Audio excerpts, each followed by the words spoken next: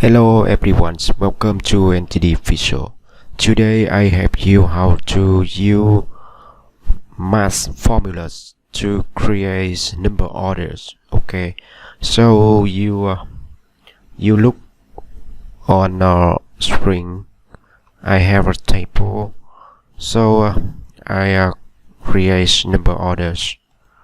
Okay, now let's go math, select, okay, export +1. Okay, so copy, pass here, pass here, pass here, pass here, pass here, pass here, pass here, pass here, pass here. Okay, very easy. Okay, number orders. So if you want to delete any rows, delete. Okay, auto number order, auto create number order.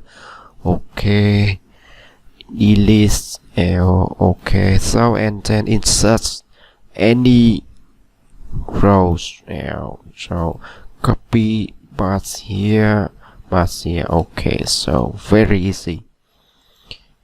Okay.